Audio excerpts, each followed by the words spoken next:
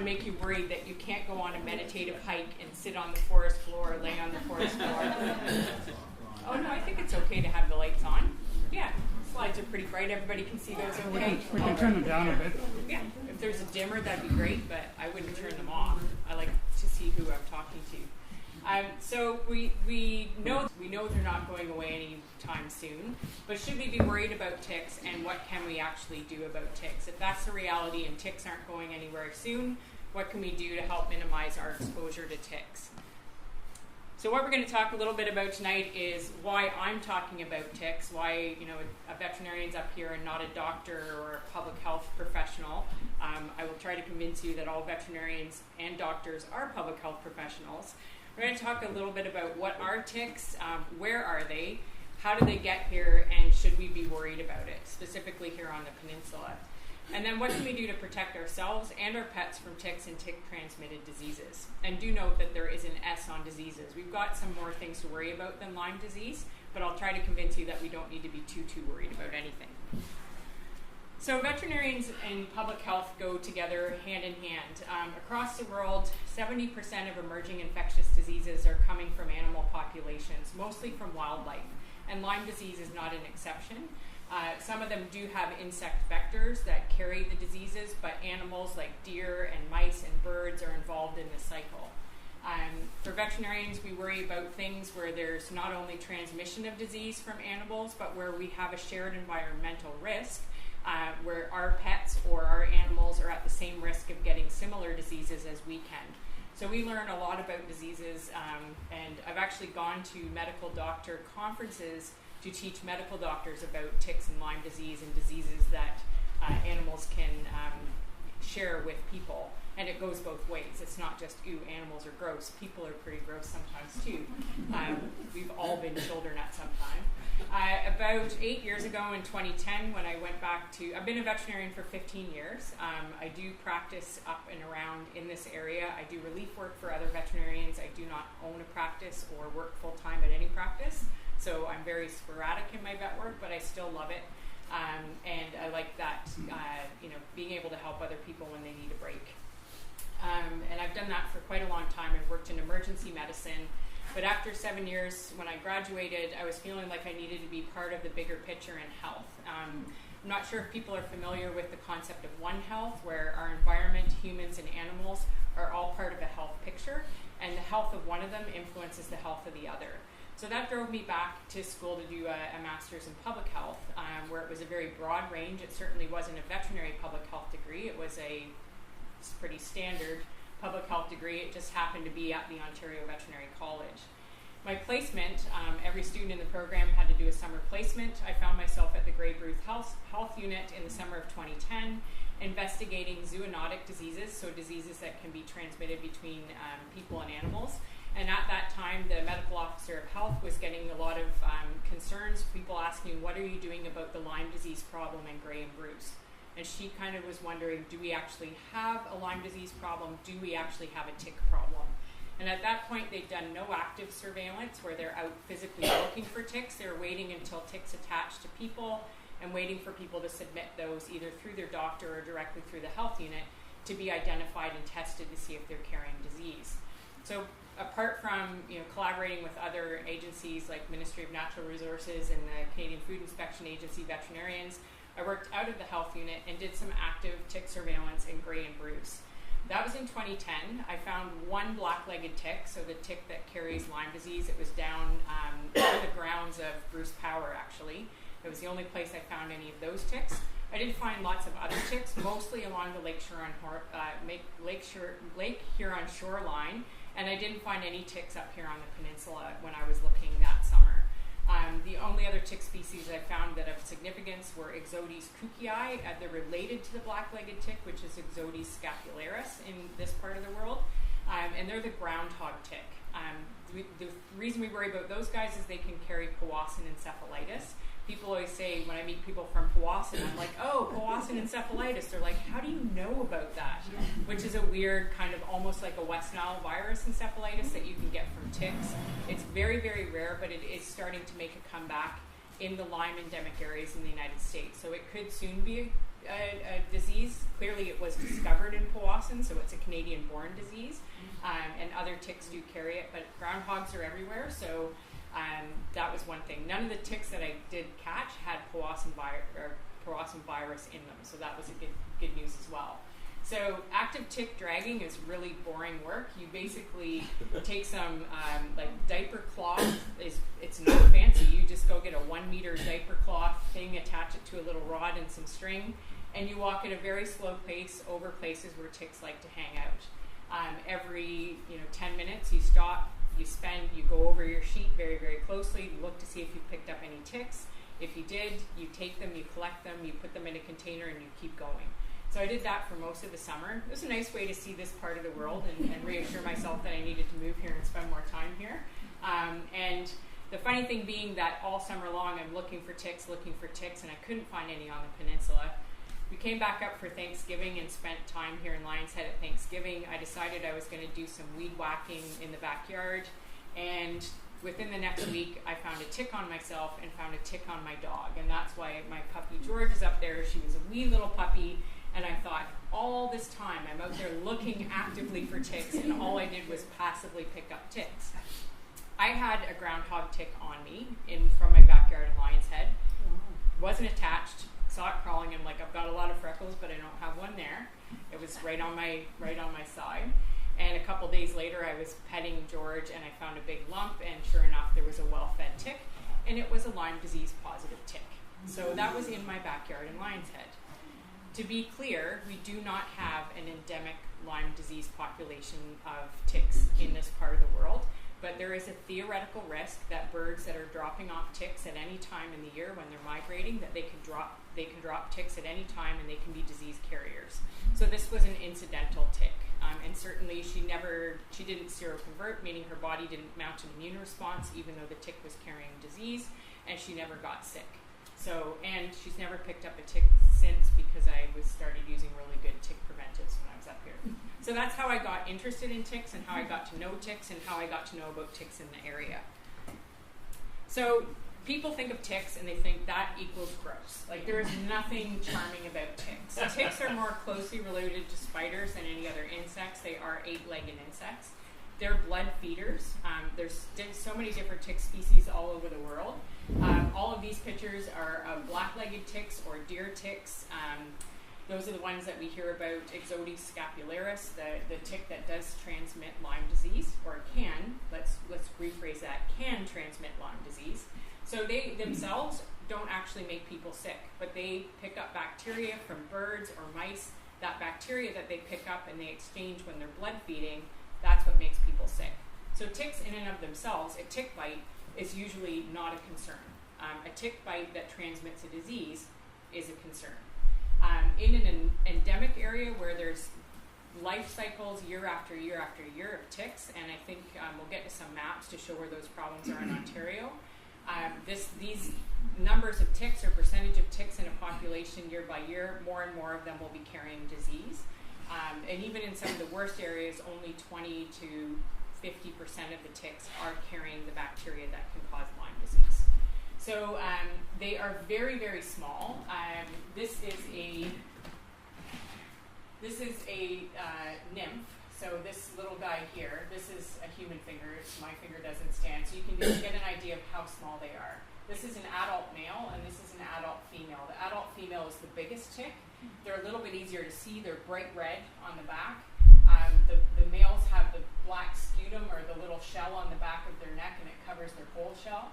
And the larva is super tiny. Thankfully, larvae have never been exposed to anything, and they can't transmit anything, because you can imagine how hard that guy would be to find.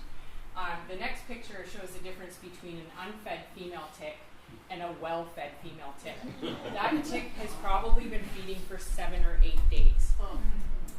But in between there, that tick will grow every single day. They go from looking kind of like an empty balloon to a semi-inflated balloon to a very full, I'm going to pop balloon. When they've taken all the blood they can physically hold, they will simply just disconnect from their biting parts and fall off. And then they will either go lay eggs or molt into their next life cycle. And that's all they're out there to do, is to basically feed on blood, so they can either switch from larvae to a nymph to an adult, or if you're an adult, you need to have some energy to breed if you're a male, and if you're a female, you need to get all that blood so you can actually make eggs. So that's what ticks do. That's what they're born to do. They weren't invented to transmit disease. That's just something that they've managed to pick up doing because the animals that they feed off of have bacteria in their blood, and those animals can spread that disease, and it can cycle through certain populations. So Lyme borreliosis, or Lyme disease as we commonly call it, is a tick-borne disease, but it's in a bacterial infection. You can get it from a tick bite. If a tick is carrying the Lyme bacteria, you have a 5% chance of getting sick if the tick was fed for longer than 24 hours. If you find a tick on you and it hasn't attached and it's still crawling around, you will not get Lyme disease. If you find a tick and it's very, very small and it hasn't fed, you are not going to get Lyme disease. If you have a tick and it was as fat and full as that one that you found, you have less than 5% chance of actually contracting Lyme disease. You may test positive for Lyme disease, but you may never get sick from Lyme disease. So that's the low risk. So if we know around here that there's probably very few ticks anyway that are carrying the disease, then the chance of you getting bitten by one and having it attached for 24 hours without you noticing, the chance of us actually contracting the disease is quite low. If you live in a place where they are there all the time, and right now one of the biggest hot spots in Canada are in the south shore of Nova Scotia and the north shore of Lake Ontario, so Gananoque, Kingston, be extra on guard there because they have a lot of ticks and they have a lot of disease-positive ticks. So those are the places where you really have to be careful and check all the time. So the way that ticks do their job, and one of the reasons that we don't often find ticks on ourselves until they are really, really fat and engorged, is when a tick bites you, they actually numb the skin with a local anesthetic. You will not feel a tick when it attaches to you. You would think those little nasty teeth that are on the front of this lady tick here, that whole mouthpiece goes into your skin. You would think you would feel that, but it's like your dentist injecting a little bit of Novocaine, but on such a micro level, you don't even feel the needle prick. And that's one of the reasons we don't find them. When we do start to feel them is when we get local skin reactions from having something burrowed into our skin.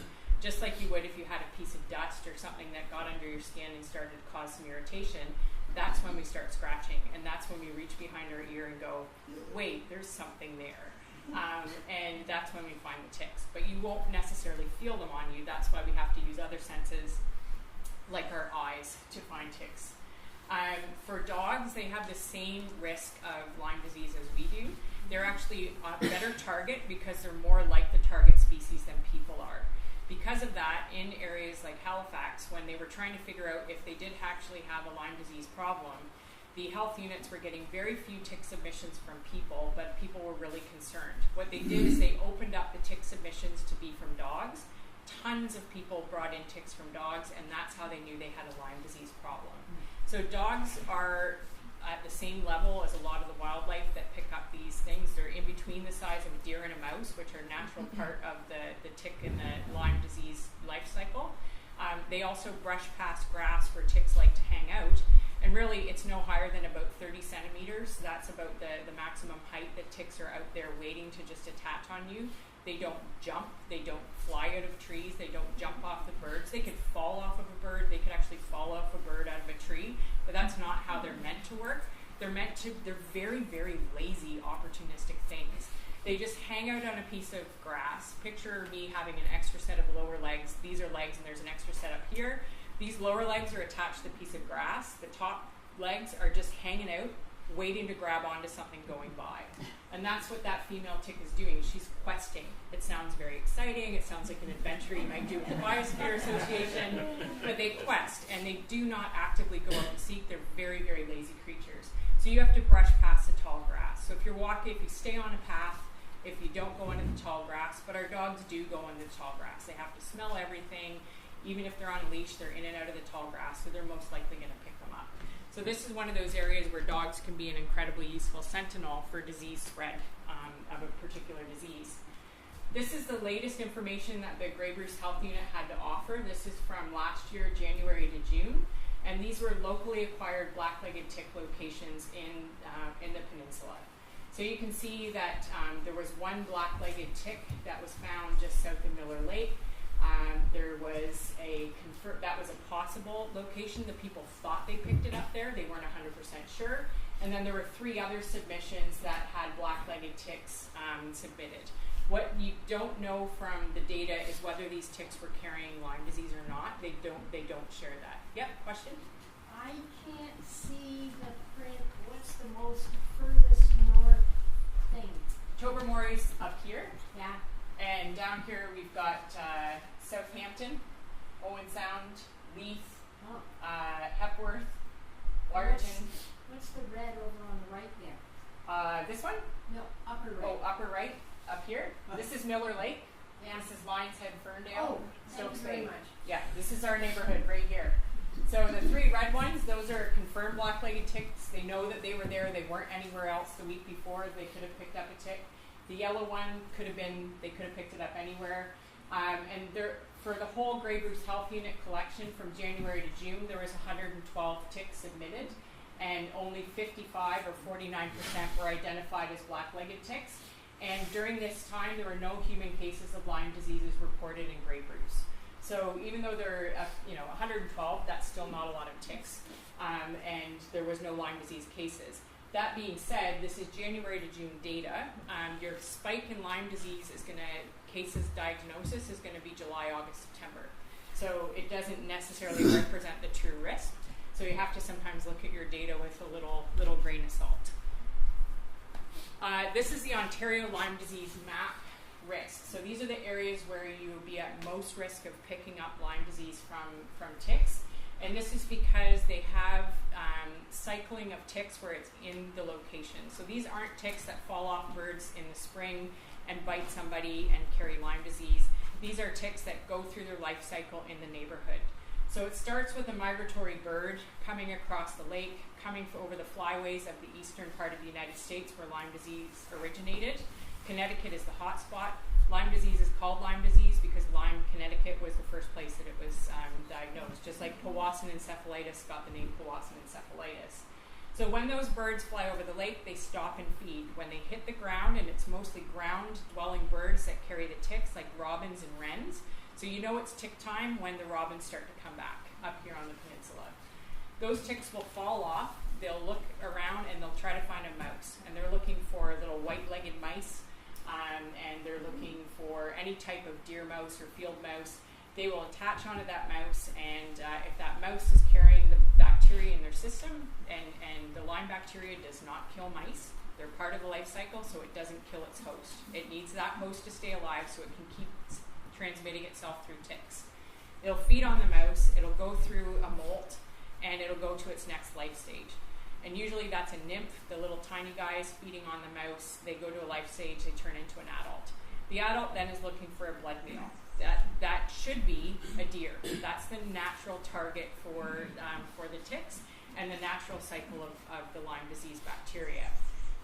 Even deer, they usually get sicker from losing blood from ticks than they will get from Lyme disease. But they're just another host out there that lets them go through the cycle to lay more eggs so more ticks can be born and go through the cycle again. We used to have a really incredible pesticide for ticks in Canada. It was called Winter. We don't have the winters we used to have, so now ticks are able to survive and go through the summer cycle. They can survive over the winter and they come right back in the spring, and when they come right back in the spring, they're super aggressive, and that's why we see most of the cases of tick-borne disease diagnosed in the summer, because you're actually exposed in the spring. So the first place in Ontario that it was a concern was Peely Island and Long Point, huge bird migratory areas. They're sandy, they have a lot of trees, they have a lot of litter, they've got mice, they've got deer, and it's warm enough. And those are the only criteria you need to have cycling tick populations and to have a bacteria like Borrelia cycle through animals. Then I think our next area that became a concern was the Wainfleet Bog area. And then we started seeing things along the north shore of Lake Ontario because it got warm enough that the ticks can start to populate. So over the past 5 or 6 years, Prince Edward County became the hot spot. It moved on to Gananoque, It's now the Ottawa Valley area, and it's slowly moving into Montreal. In the other direction, it's slowly moving into Manitoba. The types of ticks on the west coast are a little bit different. They're not the same species, and they don't see as much Lyme disease out there. It's Ixodes, but it's a Pacificus. It can carry Lyme disease, but they don't have the birds going over the eastern United States where the hot spot of the disease is. The reason they get it is because all those birds from both flyways hang out together wherever they hang out where it's warm over the winter. So they can be transmitting ticks back and forth and then sending them up the flyways. So the reason that the peninsula is a concern is we have somewhat of a southwest exposure on the Lake Huron side. It's warm enough over there, it's sandy enough over there, there's trees, there's deer, there's mice, and it'll eventually be warm enough to host tick populations. You can see over on the other side of Georgian Bay, we've got an endemic tick area just west of Orillia. And the Pinery Provincial Park is one of the newest areas for endemic Lyme disease in Ontario. We're also on an international highway.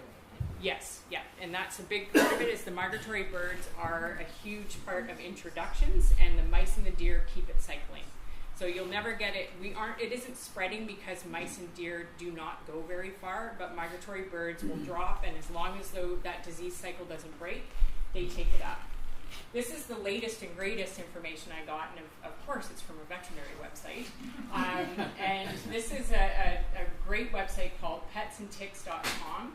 It is a citizen science-driven website where people can either take a picture of a tick that's on their pet and send it to them with a form with the location of where they are, how big the tick is, if they want to identify it. If you can't identify the tick, you can take a picture, they'll identify it for it.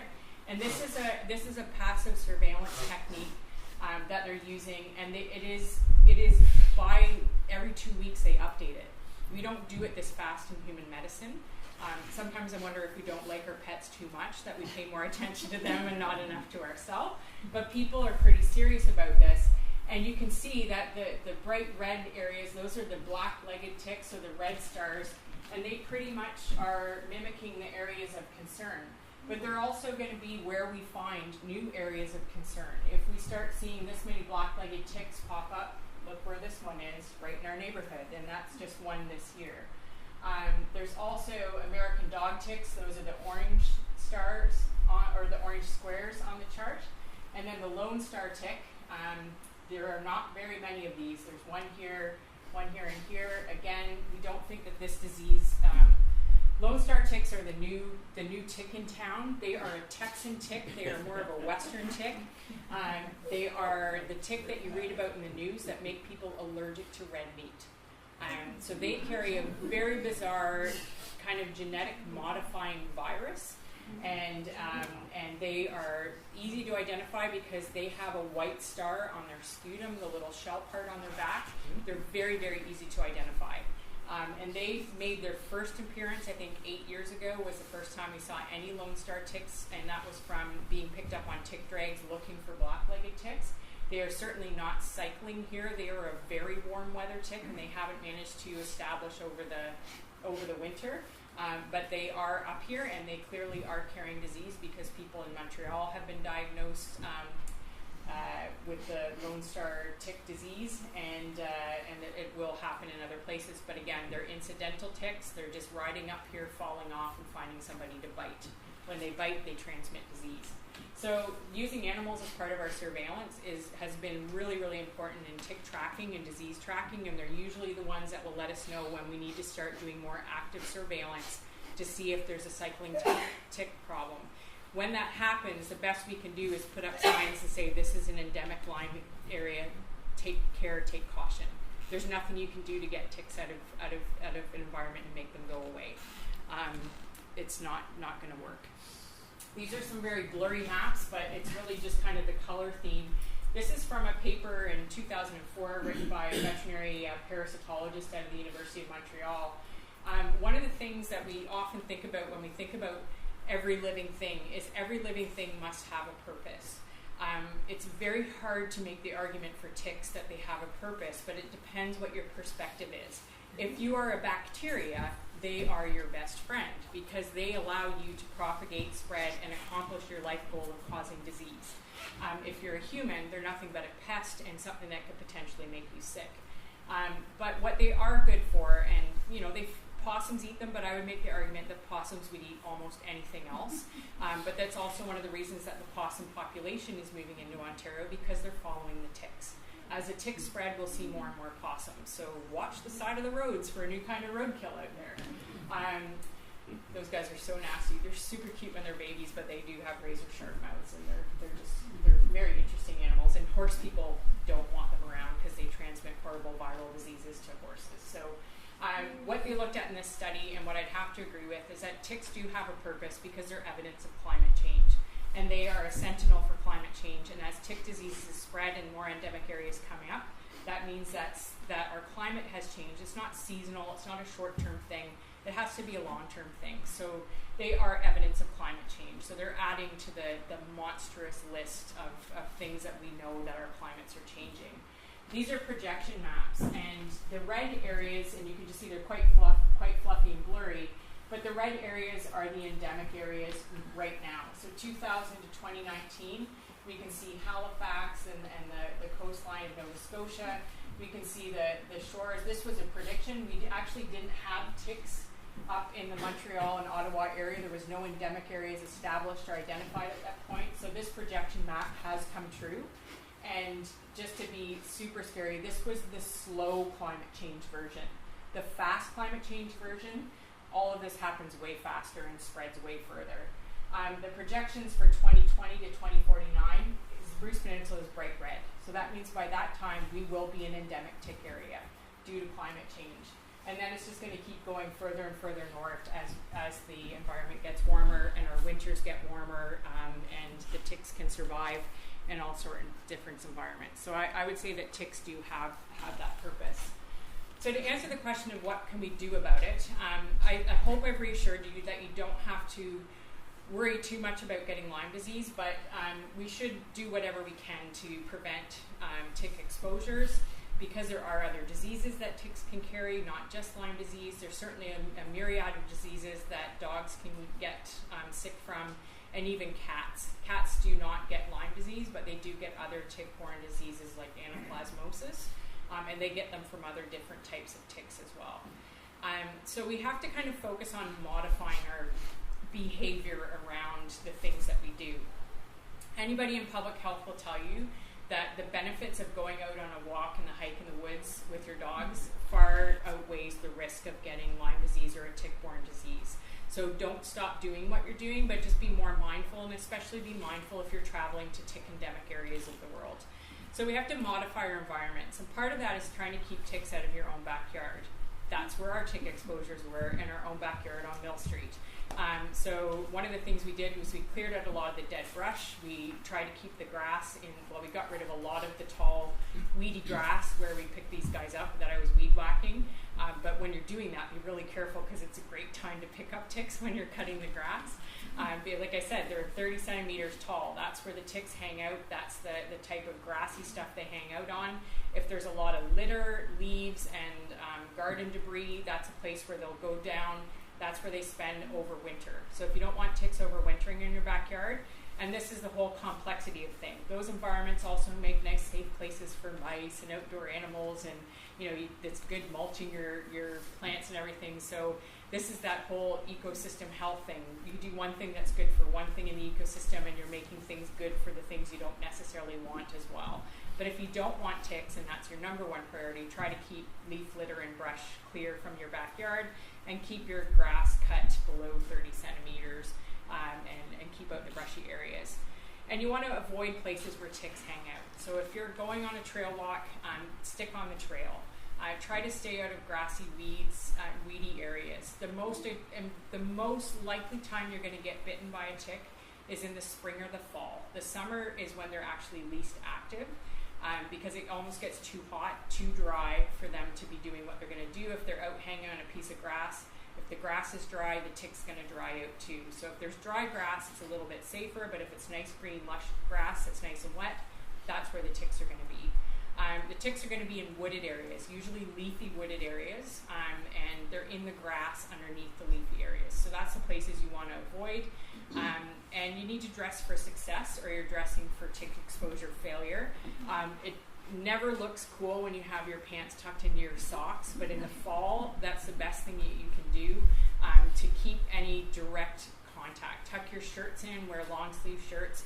The jury's out on light versus dark clothing. They both have their benefits. Light clothing, it's a heck of a lot easier to see ticks on you, but dark clothing they're less attracted to it. So if you want to pick up ticks, throw on like a white painter's outfit and go running through the woods, and you'll probably find some, or like wrap yourself in some baby diaper material and go rolling in some grass. When I talk about repelling ticks, and looking at some of these chemicals like DEET and picaridin, those are the ones that you can usually find in the stores here for effective tick and mosquito repellent. There are other ones. Oil of lemon eucalyptus is being tested. It's not as effective as 20% DEET or higher. And then there's permethrins, and I put Advantix in brackets because that's the veterinary product that carries permethrins in it, and it's a repellent. It doesn't kill ticks, it repels ticks. So these things will make ticks less interested in you, and because you're really just worried about waist down, unless you're a very, very small person, or a child or a dog, you probably only need to put these things on the outside of your clothes and on your boots, as long as you have blocked off any access. When you're tick dragging, you're duct taping every place where there's a seam. So your socks might be tucked into your pants, but then you're duct taping around your socks. You have a hazmat suit on, and it's a white hazmat suit, so at the end of the day, it's like, oh, I dragged the field with my body, and you can check for ticks on your thing. So that is my advice. You don't have to put it directly on your skin. If you can tolerate it, it's the safest thing to do. Or if you're wearing shorts and you refuse to wear pants and tuck your socks into your pants, then you can spray your clothing or spray yourself if you can tolerate the chemicals. There is some really interesting studies being done in Nova Scotia right now. Health Canada is looking at approving a natural biological product that is showing almost to be as effective as DEET. So that could come on the market next year, so keep an eye out on it. If it's not safe to put on a kid, it's not safe to put on your pet. So don't be spraying your pet with DEET, or putting oil of lemon eucalyptus actually can be toxic to pets. I'm just going to throw that out there. Natural doesn't necessarily mean safe. We all know about poisonous mushrooms. But there are products that kill. And this is one of the only ways that we can actually modify our environment. Bravecto is a 3-month tablet or a 3-month topical for dogs and cats. Simparica, NexGard, and Revolution are 1-month products, and Revolution is a topical that goes on the back of the neck for dogs and cats. Simparica is and NexGard are just for dogs. These products will actually kill ticks. Revolution is a slow killer. The tick actually has to attach, and it has to blood feed, and it may take up to 36 hours for the tick to die. So that doesn't get you out of the disease transmission window. There are better, newer products, Bravecto, Simparica, and NexGard. The tick attaches to the skin. It doesn't even need to blood feed. It just gets exposed to the interstitial fluid. So when you have a cut and that clear fluid you see first before you start bleeding, that is what they get exposed to, and they die less than 24 hours. So there is zero chance, if you have an effective tick preventive on your dogs and cats, for them to get infected with disease, and you will not have a tick problem on them, and those ticks will not engorge. You may never see them. Sometimes we have people come in and we find dead ticks that are still attached, but they're small and they're unfed. And this product is 99% effective. And it will actually kill ticks. Instead of repelling them and making them come towards you, or repelling them and leaving them in the environment for the next person, this theoretically, if we had enough dogs and cats on these products, could control tick populations in micro areas. So this is another way that dogs can make our lives better. Just going to throw that out there. So do ask your vet to keep your pets protected as well. And check yourself. Check your clothing. When you come out of the woods, my favorite thing to have in the car is a handy dandy lint roller.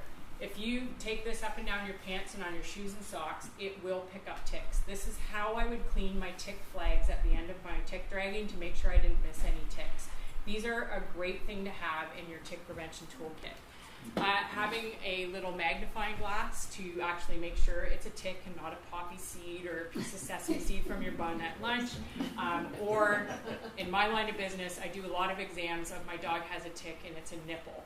So just make sure that, dogs have 8 nipples. Some people forget that. They come in all worried their dog's got a tick, or their cat's like, I found this thing on my cat, but it's a male cat. Why does he have nipples?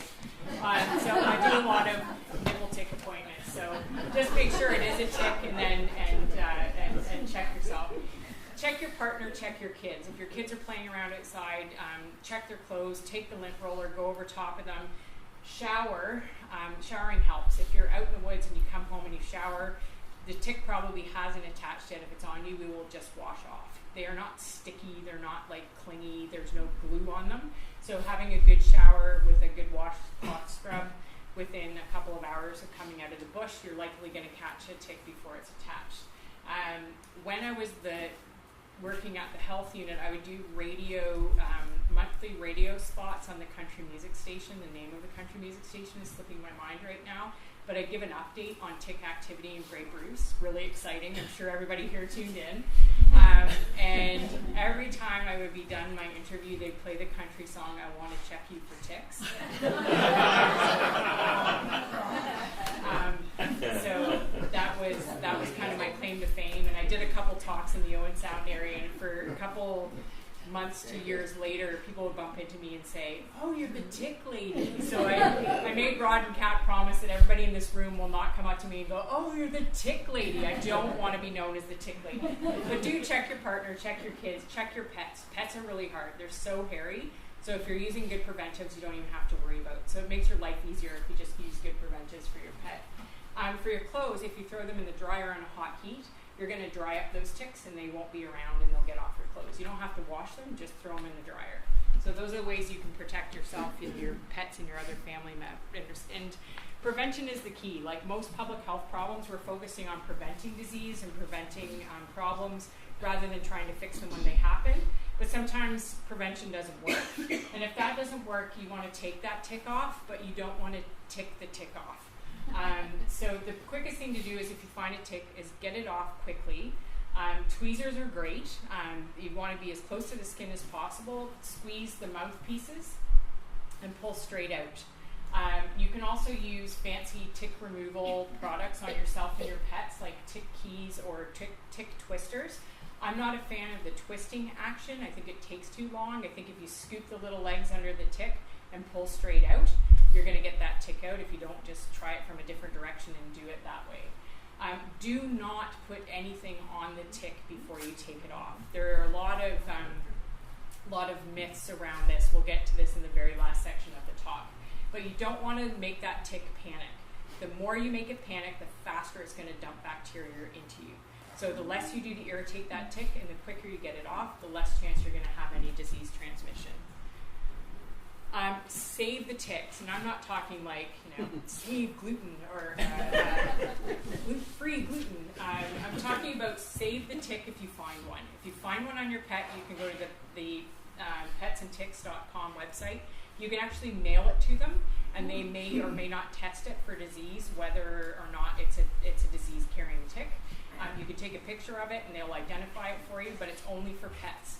If you find a tick on your pet and you don't want to go the internet route, the Grey Bruce Public Health Unit has a program for passive surveillance. If you find a tick on your pet, you can save it. The best thing to do is put it in a double Ziploc bag or in an old film container or an old pill container. If you can't get it there that day, put a little piece of wet water in it so it doesn't fully dry out. And you can drop it at Wyerton Animal Hospital. They're one of the you don't have to be a client there. You don't have to be a client of any veterinarian. If your pets don't go to the vet or whatever, I won't do any vet shaming while I'm here. But you can drop a tick off and they'll get it to the health unit, and that's one of the ways that they collect it. If you find it on yourself or a family member, you can submit that tick directly at the public health unit, or if you're not comfortable taking the tick off, go to emergency or go to your family doctor. They can remove the tick, and they usually send it off for testing to the Ontario lab. One of the things you need to follow up with your doctor, though, is the Ontario Diagnostic Lab for ticks does not necessarily commute anything back to the Grey Bruce Health Unit. you have to specifically request it. They'll report back to you, or you should report the findings to the health unit yourself, or the health unit won't know. So the human one, there's a little bit of gaps in the knowledge change there. And this just goes to show you some of the various ticks we can see in this area. Further north, you can add wood ticks onto the list. We don't see them this far south in Ontario, but they're a big problem in Manitoba and out east. But all these ticks are a little bit different. You know, after you've done it for a while, you get really good at tick ID. I'll just pass my little tick museum around. These are all ticks that have been submitted to the Sauble Beach Animal Hospital this summer. There's some fed ticks in here. There's one really tiny guy that's an unfed. So you can just have a peek of my little creep show museum if you want to have some nightmares tonight. And if you aren't going to keep the tick for testing and you want to just keep it to show to your friends, Purell is a great thing to suspend ticks in, so it looks like a little tick snow globe, and it keeps them all calm. So you can do that as well. But do save the ticks. If you're not going to save the tick, the best way to get rid of a tick, don't pop it. If it's got eggs in it, you're going to spread eggs all over the place. If it's got bacteria in it, you're spreading bloody bacteria all over the place. Throw it in the toilet and flush it. That is the best way to get rid of a tick. Don't put it in the garbage. So do be part of that citizen surveillance. I don't think there's any plan in the near future unless they do see an uptick in any Lyme reported. Lyme is a reportable disease in Canada, so should a doctor diagnose it, they do have to report it to the public health agency, either through the health units or through the public health agency. So it is a reportable disease. And so when that is reported, if they do see more cases, or sometimes we won't see the cases here, they'll be from cottagers that picked up the cases and they go back home, they will start doing active surveillance if they worry that there's hot spots popping up on the peninsula. So if you ever see people dragging those tick drags around, start wearing your DEET.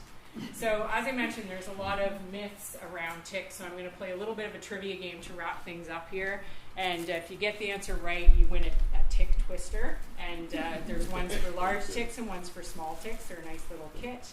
Notice right here. So one of the things I'm going to ask is, should you burn a tick with a match before you take it off? No. Oh, Susie wins. There's enough for everybody, so don't think I didn't get a tick twister, I'm going to die.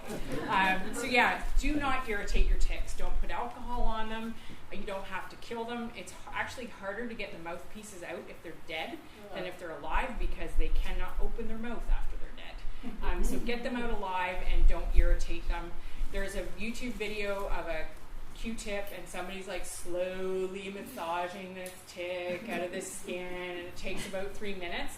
All I could think about is how this tick is panicking and dumping as much bacteria into that person's hand as you can't even believe. So the more you irritate, the more likely they're going to spread disease. This month is probably the worst month to be exposed to ticks. Yes or no? No. Hot summer days. When it's humid, yeah, the grass is green, but grass is pretty dead right now, so it's not too bad. There you go. You win a tick twister. The only ticks we need to worry about in Ontario are black-legged ticks. No. I'm just going to pass this around. Everybody's So we do have more ticks to worry about. Some of them don't carry disease at all. Some of them are very rarely carry disease. Most important thing is just try to prevent yourself from exposure. We will never have to be worried about endemic tick disease on the Bruce Peninsula. No. Yes or no? No, unfortunately we do. With climate change, it's not stopping anytime soon. We will have to worry about it in the future. It's just not a big problem right now. And the best thing we can do is be vigilant, be part of the citizen science passive surveillance. If we get really concerned, or if we're hearing about upticks in Lyme disease or Lyme exposures or ticks, then we make sure that we put those calls into the health unit and say, what are you guys doing about the tick population? I don't want to go back and work there, but I love it. It was a great place to work, but I don't want to do any more tick surveillance in my life. I do it enough on a daily basis, picking off dogs and cats. And use prevention. That's really all that we can do. And we shouldn't worry about it. We should go on enjoying our lives, even if we become an endemic area.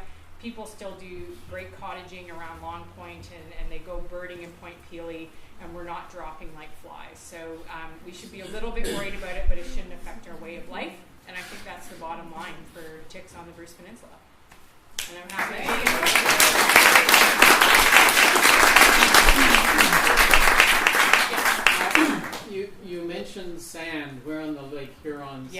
Yeah. We have rock, not hard rock, not sand. Does Right. that mean we don't have to worry? No, because if there's anything growing, if the Okay. sand can be down underneath and leaf litter, just Yeah. sandy, loose soil is where ticks like to burrow. You still have to worry because if a bird just lands on the ground, it can land on a rock and drop a tick. So there's that incidental risk that you should worry about. So, does it matter, or does it make it any difference if the dog is long-haired or short-haired? It doesn't make any difference if your dog or cat is long-haired or short-haired. One of the reasons I put our little posters up at the back was to try to see if there was places where people were finding ticks. They like moist crevice spots. So geographically, I told you where they are on our person. The most important places to look are your groin, your armpits, your ears, behind your ears, your scalp line, and in between your toes. They like it where it's moist and warm. That's where they want to attach and feed because your blood flow is faster in those little warm areas, and they are protected and they're less likely to be found. On dogs, it's behind the ears, in the ears, groin, armpits, back of the neck. Places where dogs have a hard time scratching things and chewing things off. Dogs do react, like they do get a pretty good red raised bump with tick bites, especially if they are carrying bacteria. So dogs will sometimes scratch, but just like us, they get numbed and they don't know the tick's there, so usually don't bother with it for the first couple days, but when their skin starts to react, they will itch a little bit. And that's usually when we pick up. But they will climb down the hair, they'll go into thin, coarse hair. I've found them on huskies. Huskies are not bulletproof. They've got probably the thickest double coat of any of the breeds up here. Ticks like huskies too. So yeah, long hair or short hair doesn't protect. I had to put a picture of my other dog, Fozzie, because if she found out I had George in my slide presentation, she'd be really jealous. She's never had a tick, and I'll just throw that out there. No, that's a lie. When she was a puppy, before I got her, she had 2 ticks on her. So I have tons of dog ticks. Yeah. What about feeding birds? We know that they now are a vector. Yeah. And, if you're using sunflower seeds, then there's often falls on the ground. Should we be cleaning that up? Or? Yeah, so feeding the birds, it's, if you feed birds and the birds need to be fed and the birds do well because we feed them, I wouldn't stop feeding birds. It's not the fact that the birds are around that we are that we're worried about the ticks. They don't actually even have to feed. They can stop in a tree on your property, which they do. They can stop on the grass on your property, which they do. It's usually the ones on the ground. So even like robins aren't big bird feeder birds, wrens aren't big bird feeder birds. Those are the ones we mostly see ticks come off of up here. So it's the ground feeders. We're usually not feeding them nature is, and we certainly don't want to modify nature for the things that they need. The more worms, the better. Like the migratory sparrows, for example? The sparrows aren't huge carriers. Yeah, they are grass birds and meadow birds, but they're also not huge carriers. I would put a plug in that one of the things we can do also to keep the tick population down is to have more backyard chickens. So if you do have backyard chickens and you let them out in the grass, they will eat ticks. So they're a great local way to affect your property to keep the tick population low. So, if it ever comes up in planning or in the municipality, that's a very positive reason to have backyard chickens around because they do help control the tick population. Yeah. I've pulled dozens of ticks off me, but never found one that's bit me. Right. Like you said, it's sometimes hours later. Why is that? Do we know why? Because they're looking for that warm, soft place to attach. And very rarely do we find ticks on us where they get onto us. So they're more likely going to get onto us like between our thigh and our ankle, but very rarely do you find ticks on your thighs and ankle. You find them up on your body because they're trying to get to your armpits or your scalp or into your ears. So they're moving around until they find the right place to feed that's safe, warm, and delicious. So that's why a lot of times we do find them in those first couple hours, and that's why showering, boom, those guys will just fire right off you. Yes? If you have a female tick that has Lyme disease and she lays eggs, Yeah. does that mean that those eggs, when they hatch, are also carriers of the Lyme disease, or do they have to go out and get it themselves? They have to feed on somebody. So they will have to hatch. They don't pass it down generationally, but the more tick babies they have and the more blood feeding they do, the more eggs they lay. A single tick can weigh like 1,000 eggs, so it doesn't take long for a tick population to bloom. They have all these nice words around ticks like bloom and cresting, but they're oh so gross when you actually think about it. So they will actually, when they hatch and they're those little larvae, they actually have to blood feed, and then they go to the nymph phase, and then the nymph phase they blood feed again. That's usually when they're picking up the bacteria for the first time. So those nymphs are the first transmitters. Sorry, that's not right. The larvae are the first transmitters. They'll pick it up from blood feeding on mice. And then the mice, they molt, and then they look for the next big thing to feed on, which is usually another mouse or a deer, and then they go, that's when they start transmitting diseases in that nymph phase, and that's the most aggressive feeders, because that's the biggest growth spurt a tick has to go through from their teenager to their adult lifestyle. You know how teenagers can empty a fridge in about 5 minutes?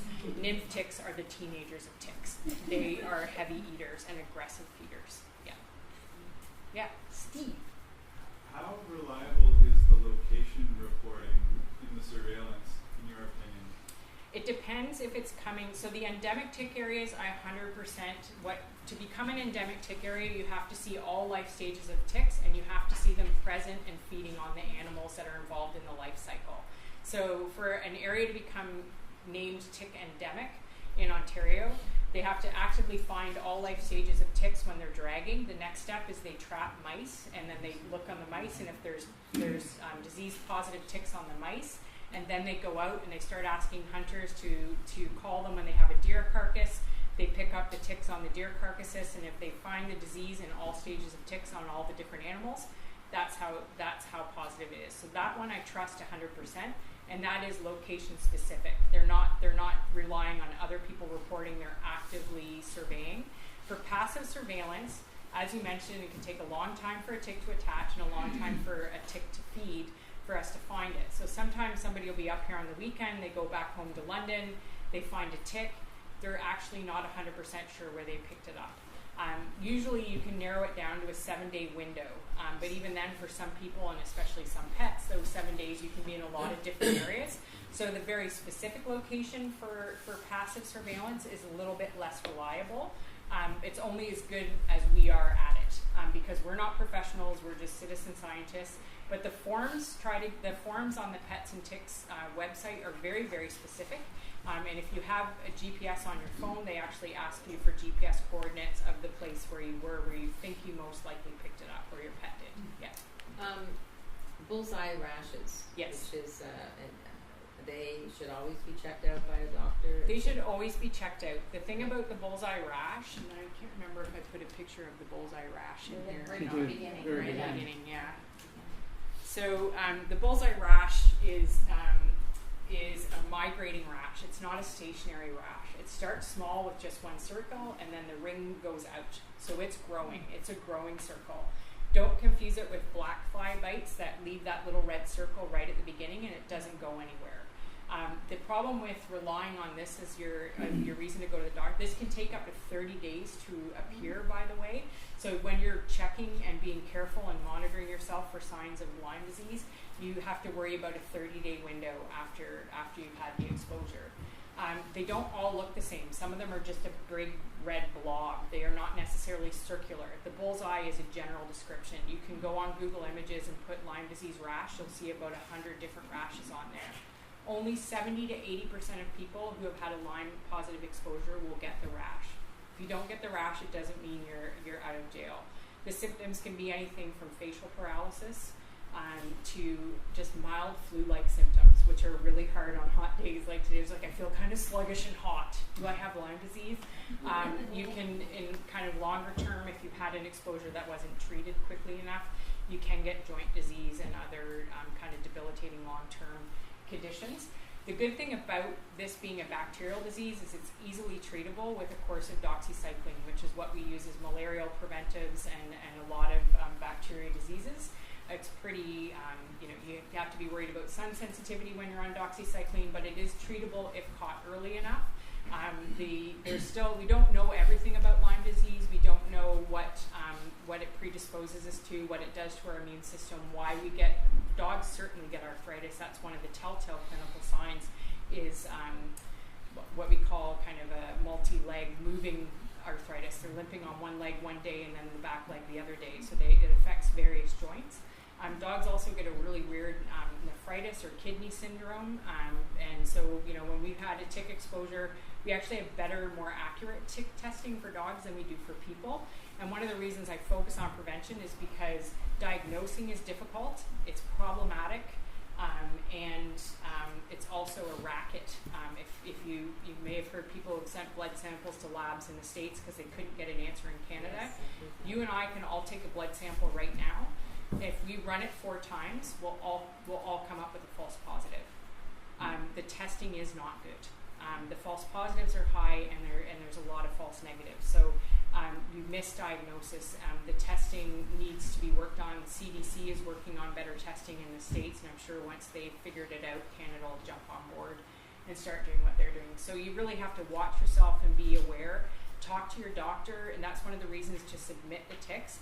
If it gets tested and it's not carrying disease, you've got nothing to worry about, unless there was another tick somewhere else that you didn't find. That's why I always talk to people with dogs that the chance that they just picked up one tick is, it's surely a possibility, but there is a chance that you've maybe missed some of them, especially on hairy dogs. We're unlikely, once we find one on ourselves, not to look everywhere else, but it's hard, like it's spent half a day at work going over a dog or a cat trying to find if there's another tick there. So if you, that's one of the reasons to save the ticks. Get the tick tested. If it tests negative, we've got nothing to worry about. And most doctors and health units will identify the ticks, and if they're not a tick that's a disease carrier, they're not going to test it, but if it's a potential disease transmitter, they're going to test it. But you can get the bullseye rash without the tick being there. Yes, you can just get it from an irritating tick bite, but it's pretty specific to Lyme disease, and there's other tick diseases don't give you this either. Usually the small one that you get from the ticks, they don't go anywhere. They just stay one size. They don't keep spreading. Another question for you? The chipmunks up here. Yeah. And I noticed one with little beads on his ear. Mm-hmm. Would those be well-fed ticks? Probably, and they're probably groundhog ticks. Yeah. Yeah. But chipmunks are not involved in disease transmission cycles for tick-borne diseases. So he's just a bad luck chipmunk. Yeah. Question back here. In 2016, I had that happen to me, but and I had heard some programs about it, documentaries and stuff. And in 2 of the things I heard on the radio, and I think on the television, one on the television, anyway, they said putting Vaseline on it. I know you've spoken against covering it, but they said something like the tick needs air. If you smother it, and the one place said Vaseline, the other place said oil, it will withdraw itself. And so when this happened to me, and I didn't think of a tick right away, spiders like me and they bite me, Sure, I thought maybe that's what it is. But after about 4 or 5 days, in the middle of the night when this was getting sorer and worse, and I could feel something was there, and I thought maybe a bee has left its stinger in there. All these things went through my mind. And I'm no good with tweezers. And anyway, it was on the back of my upper thigh. I mean, I had to have a mirror to look at. Yes, or a friend. Call a friend. So really good friend. After all that, I did smother it with Vaseline in the middle of the night, and I went back to sleep, which I hadn't done all night. And in the morning, it had come out, and it was in this Vaseline, and I didn't flush it. I put it in the garbage, but I learned a lot. So I'm just still thinking that I probably did the best I could. Yeah, and if you can't see it with tweezers and you don't have anybody to help you, clearly you can't be like, did I get it all? So in that way, a slow removal, and certainly smothering the tick, it's less irritating than putting something really like caustic, like alcohol, or burning it. It will work, and then usually you don't have to worry about the mouth parts not being left in there. So it's just slower, and if it's the best you can do, it's the best you can do. Vaseline or oil, no kind of real super stinky oil. I'm sure that would, so like a vegetable-based oil would work well for that. And you can just soak a Band-Aid and put it over top of it, and that could smother the tick and kind of mini drown it and get it to And they usually don't reattach once they've partially fed. That's all they're going to get, and that's what they go away with. So it's not like they're going to attach somewhere else on you and keep going. Was there another question up here? Are they working on a Bravecto for people? It's a really good question. They don't even have an effective vaccine for people. They did. There is a vaccine for dogs, but I only recommend it as a backup. You shouldn't need the vaccine if you've got really effective tick control. I haven't heard of anybody working on an oral or a topical to kill ticks on people. We are pretty chemophobic. It's a hard sell. Yeah. The Lyme vaccine did work. It was great. You took 3 doses and it was doing fantastic. And then the study from England in the Lancet about the MMR vaccine causing autism came out. And guess what happened to the sales of the Lyme vaccine? All of a sudden people are like, Lyme vaccines are killing people and Lyme vaccines are doing this. It had a real potential to curb the devastation that it's had in the spread of Lyme disease.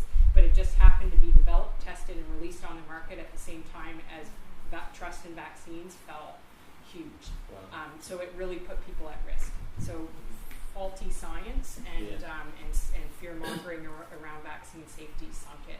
They are working on a newer version of the vaccine in the States. I think it's in trials right now. And that may be what we are more likely to buy into.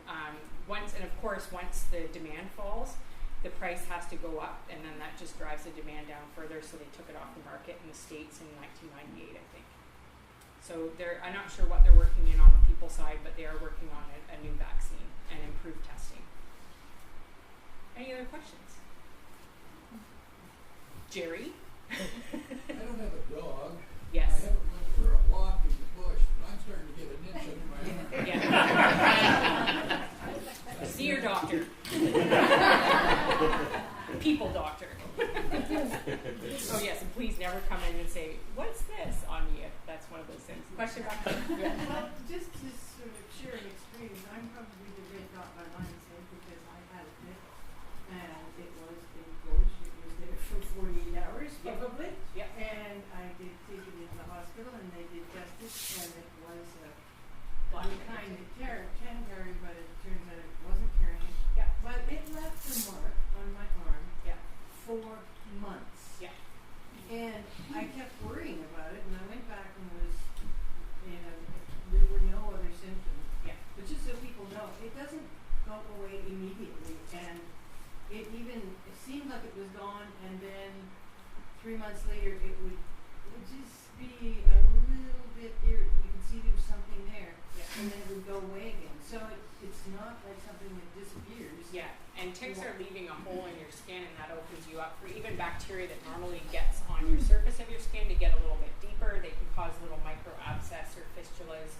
Sometimes even a part of the mouthpiece left in can cause an abscess. It's not the end of the world. It'll eventually go away. Epsom salts can really help with those red lumps. They just take the swelling out and try to shrink it down. Yeah, so you can make a little Epsom salt poultice, put it on there with a bandage. It wasn't taken out properly because Yeah. we didn't know what it was or what to do with it. Right, yeah, yeah. But now you know, and hopefully you never run into one again.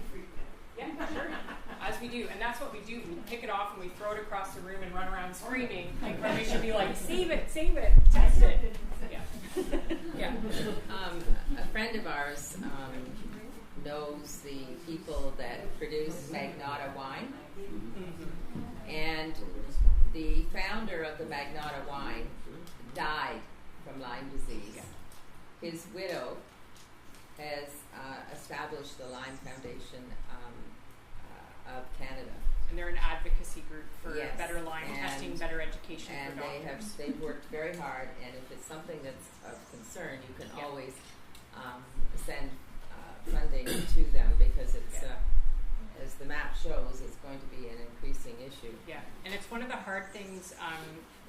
People who have like very clear Lyme disease syndromes and symptoms, dying from the disease absolutely can happen. It's not, a lot of more people die with positive Lyme titers or known Lyme diagnosis than die from Lyme disease, but it can be fatal. But it's, in most cases, it's not. I think the percentages are even lower than the number of, the chance of you getting sick from a tick bite. So, but it does happen, and it's devastating and it's debilitating, and a lot one of the things around Lyme disease is it's been used as a catch-all diagnosis. It's the cause of MS. It's the cause of Parkinson's.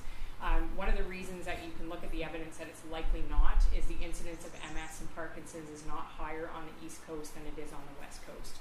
So when you look at the, where the tick areas are, you can just kind of look at that information and say, well, that can't be right because it should be way higher on the East Coast of North America than the West Coast, and it's not. So you can kind of use your little bit of knowledge about where the tick problem areas are to believe what you're hearing and reading and always look to the evidence. But yeah, it can be very devastating. So if we can prevent it, that's pretty much all we can do. And treat it early. And if you treat it early, it generally clears up quite quickly. Usually if you're feeling sick, you're going to feel better within 3 days on doxycycline. If you're not, it's probably something else. Yeah. Any final questions? I'm around, probably bump into you at the hardware store, the grocery store. Please don't bring your ticks to me, I don't want them.